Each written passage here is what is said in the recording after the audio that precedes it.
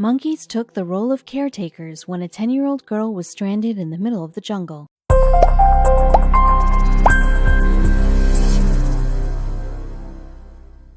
No one should ever judge someone by their looks. Just take the case of Marina Chapman. If you just take a look at her, you can see that she is just like any other girl. But there is something truly unique about this woman, something not human, that nobody ever could have guessed happened to her. Marina was actually raised by monkeys. If you read about her history, you will learn about her tragic past, but that she managed to pull through bravely. You will never believe this remarkable story, something straight out of the storybook. We must all have met someone whom we feel has a very unique life story, but none could ever compare to the life that Marina has led. It is nothing like a normal life that most of us have led. However, her life started out very normally. She had been born during the early 1950s in where she believes to be Colombia. However, this can never actually be fact-checked, as no one has records of her. So like we said, Marina did have a pretty ordinary upbringing initially. It was most likely that she was born to a mother and father. She must have even had siblings of her own. However, in the late stages of her life, all that tragedy she had been through, she could not even remember their names or faces. So she ended up not being able to communicate in her native Spanish in the end. Marina is not even her own birth name. Since no one knew where or how she came about, it was just a name given to her. The name that she was born with had been lost long ago. Marina was actually a name that she wanted to give herself, and so everyone followed her wish and called her Marina. In the initial stages of her life, she was given quite a lot of names. So how did this woman end up in such an unbelievable circumstance? Well, Marina was just 4 years old when a huge disaster struck. This disaster left her world upside down. It made her leave her world behind and everything that she ever knew. She lost her life, never to be the same again. When her 5th birthday was nearing, she would have to give up all that she ever knew. So just like any normal and healthy girl, little Marina loved to play around and explore. She also had one place that she especially loved to spend time in. As she was playing in her favorite secret spot, Marina would pass time just enjoying herself. Her favorite spot was in the vegetable garden next to the peas. She enjoyed the sweet taste of the peas and the sound of crack whenever she broke them apart. On one of her times spent in her favorite spot in the garden, disaster struck. It took place when she least expected it. Marina was just going about her own business, enjoying her time in the garden. She was not paying attention to anything but her peas. Just then, somebody snuck up behind the little girl. A hand reached over her mouth and grabbed the poor little girl suddenly. Imagine the amount of trauma and fear this incident must have instilled in the poor defenseless girl. I saw a hand cover my mouth, a black hand and a white hanky. Then I realized there were 2 people taking me away. Marina later revealed in an interview she gave. She claims that there was a very strong smelling chemical the stranger used. It must have been chloroform. Marina obviously passed out because the mysterious chemical that this person used while grabbing the poor girl. The only memory that Marina had of this incident was the fact that she was indeed going to die then and there. The stranger that grabbed her was very quick and sly, so Maria never got the chance to do anything about it. Everything was a blur, and she did not even have time to cry out for help. So then Marina was asked later about what happened next. She revealed that she did not remember anything past the grabbing. She could only recall waking up hazy the next morning with a slight headache. Her eyelids became very heavy then, and she was able to tell that an engine and even farm animals were in her presence. She was able to decipher that she was in some sort of truck or car.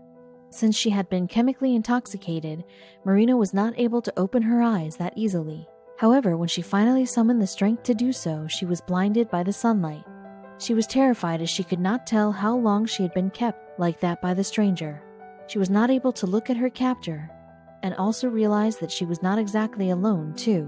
Marina was shocked because she could hear the sounds of other children.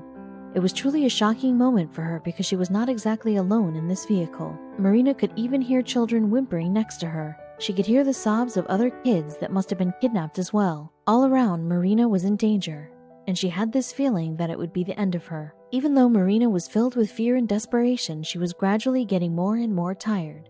This was probably the after effects of the drugs that she was given by her abductors, and so she gradually slipped back into unconsciousness.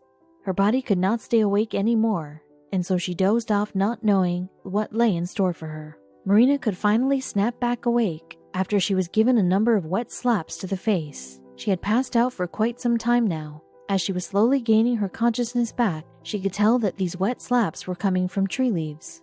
She was actually on the shoulder of one of her kidnappers in the Colombian jungle by one of the men. There were others behind them too. Marina could sense that something was not quite right. There was something very suspicious about what the men were doing. They weren't just taking her through the jungle. Marina got the sense that they were running away with something in the jungle. Her instincts told her that they were eager to run away from something that was present there in the jungle. All this was very confusing for the little girl, but something even stranger took place right after. The men who had taken her captive were moving in different directions. It seemed as though they were lost and did not tell which way to go. There were two things that came to Marina's mind at the time. Who are these men running away from? And where have the other children gone to? As Marina was lost in her thoughts, the men who had taken her dumped Marina suddenly on the ground. She was still a little blurred out, so the only thing she could recall from that incident was the men's legs that were running away from her. These men did not seem to want to take her along anymore, and they dumped her in the middle of the jungle. When she realized she'd been dropped off by the men in the middle of the jungle, Marina's first instinct was to scream. After trying to do this, she soon realized it was not possible. It seemed as though she was in a bad dream where no sound came out. She was filled with fright. So there she was, left alone in the remote corners of the Colombian forest. So little Marina was there in the jungle, scared and confused. What was going on? What had happened to those guys? What was the actual reason for those men to have left her alone in the jungle? Surely something must have happened for the men to have abandoned Marina so suddenly. And why was she taken by them in the first place? Marina's head was puzzled and very confused, trying to comprehend what had just happened.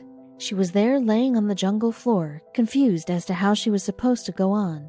Remember, she was just about to turn 5 years of age. She kept thinking to herself that her parents might have sent her away, and it was truly something that consumed her thoughts. Little Marina was very disturbed by the fate that she had to live with. She kept wondering if her mother and father had gotten mad at her. She was having a guilty conscience that she had eaten so many peas from the vegetable garden, and that her mom had ordered for her to be taken away. But soon she was about to realize that this was not the case at all. Marina's first instinct was for her to try and return to her family. At the same time, Marina was afraid that her parents might have sent someone to come and look for her, so it might have been wiser to stay still. In the end, she decided to look for signs of civilization that quickly led to her being lost. Since she did not know how to find her way back to the place where she was first located, she cried as the day came to a close. Marina could not wait for the night to end so that the sun would come once more. By the time morning came, she recalled that there were monkeys everywhere around her. She was just a 5-year-old, so she could only count to 10. Marina recalls that there were more than 10 monkeys that came next to her that morning. She revealed that the monkeys were differently shaped and sized, but that they all looked similar. Marina was not sure if they were trustworthy, if they were her friends or not. As she did not know if she could trust the monkeys, Marina was very jealous of them. She was envious of the monkeys because they were so close to each other and they seemed like a big happy family. She was away from hers, so it made her want to be like them so much. One of the monkeys then became extra curious and started getting close to Marina. Marina was bracing herself for the worst when the monkey approached her. The monkey moved in very close to Marina, almost in arm's reach. The monkey then shoved Marina over on her side. She did not stir and was afraid of what was about to happen next. The monkey then went back to his group, losing interest in the strange girl. The monkeys started playing together and gave Marina no attention. She felt ignored and wished to be a part of the group. So was she ever going to be given a chance? Marina was out and about searching for food, and then she unfortunately ate something that was poisonous. She was lying on the ground, hungry and in fear that she might die. Then one of the older monkeys came over to her. The monkey led Marina to a muddy water body, holding her head as if to say, "Drink it." So when Maria drank the water, she could release the toxins when she vomited. The monkey ended up saving her life. The monkeys then started to interact with little Marina a lot more after that. She was getting closer and closer. The monkeys even helped groom Marina's hair and took out bugs to eat. It seemed as though she was accepted as a part of their extended family. According to Marina, she could tell that the monkeys were comfortable with her after performing the intimate habit of urine scent marking in front of her. Still, they were not providing for her though. Since everyone in the jungle was providing for themselves, even Marina had to survive by herself. The monkeys, fortunately, were willing to help her get food. The monkeys would go and get fruits to eat, dropping some that Marina would sparingly eat and take for herself. Marina had to be quick, as the monkeys would have probably come back to collect what they had dropped. She was now living this and started to lose her humanity. In Marina's free time, she was able to play with some of the monkeys that were in the mood to entertain her. She quickly learned how to climb trees just like the monkeys around her. In a matter of time, she became more nimble and more agile than the average human. Marina also started to walk on all fours. As the years went on, her hair had reached her knees, and the white shirt she was abandoned with had withered away, forgetting the language she was raised with too. Since Marina had been living in the jungle for a few years now, she had forgotten all about her parents, and even the name she had been given when she was born. She was now partially being raised by monkeys in the midst of the jungle. But all this came to an end one fine day. A monkey shriek alarmed Marina that there was danger nearby. All the animals ran for cover, and even Marina hid in a hollow log. Poachers had found their way into the forest that Marina was living in. These men took monkeys and birds, not showing mercy on any of the animals. Marina could see that the other monkeys were distraught after having their babies taken away from them. She even saw one monkey lie down and collapse after having her baby taken away from her. The poachers were increasing, and one day something unexpected took place. So one day the poachers grew closer and closer to the monkeys, screaming with terror. There was something quite different about these humans that they were approaching. Marina could tell that one of them was a female. She had a sense that this lady would be nice to her, that she would want what was good for her. There was a compassionate aura that Marina could feel, so Marina decided to approach her, no matter how dangerous it was. As soon as the hunters saw Marina, they were filled with disbelief. Marina was all black with dirt covering her whole body from not washing all those years. On top of all that, she was on all fours like a wild animal. The hunters were aiming their guns at Marina, trembling in fear. Marina went closer to the two and was now just a touch away. Then Marina took her hand and gently touched the woman. The tension lessened, but the man was still unconvinced. Marina was not able to comprehend, but was certain that the man wasn't happy. But after a while, she became a little better. The two of them led Marina by the hand and got her out of the jungle. So finally, Maria was going to get out of the jungle she had dwelt in for a few years. How long she had stayed in the jungle is something no one knows. She was about 10 years old when she was discovered, and judging from her hair, she must have spent 5 years in the jungle. This was not the end. The poachers then left Marina in a house in the Colombian city of Cucuta, when the owner was a large woman. The place was not so inviting, and Marina was hesitant to enter. Her instinct told her that this was a bad place, but she did not know how to communicate this to anyone. Marina was not aware of the place she had been kept in. It was actually a brothel. The poachers sold the 10-year-old girl for a wad of pesos and a parrot. Marina was given a bath and made to clean immediately. Going back to the human ways was quite the challenge for poor Marina. She was taught how to stand up straight and how to walk on 2 feet. She even had to learn how to speak again. The madam that Marina ended up working for was called Ana Carmen. Ana Carmen was not exactly a sympathetic person. She treated Marina very poorly and did not appreciate how she acted and looked. Marina was still acting like a monkey and would run off with the food she was given.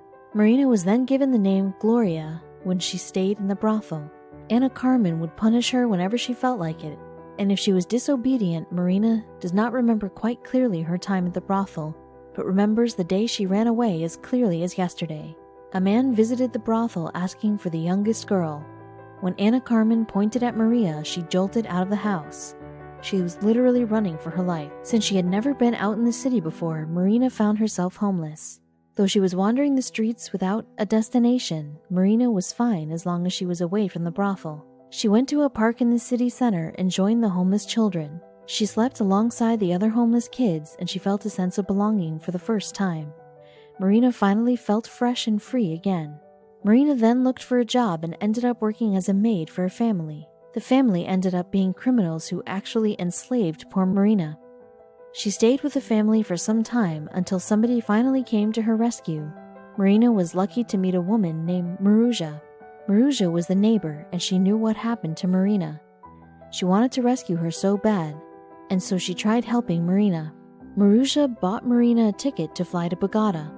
This was where one of her kids lived. Marina received her very first gift, which was a pale blue satin dress, a hair clip, white socks, and a pair of shiny white shoes from this lovely neighbor. While residing in Bogota, Marina joined the business that the family held, which was textiles. She was a hard worker, so she did very well at work. Marujah eventually adopted Marina and was given this name. Their business picked up nicely, so the whole family shifted to Bradford, England. During the time it was the hub of the wool industry. Marina joined the family and was working as a nanny too. She was about to meet her future husband, John Chapman, when she attended church one day. They soon tied the knot and had kids of their own. Marina has written books about her life with help from her kids. But her jungle history is a long-forgotten past now.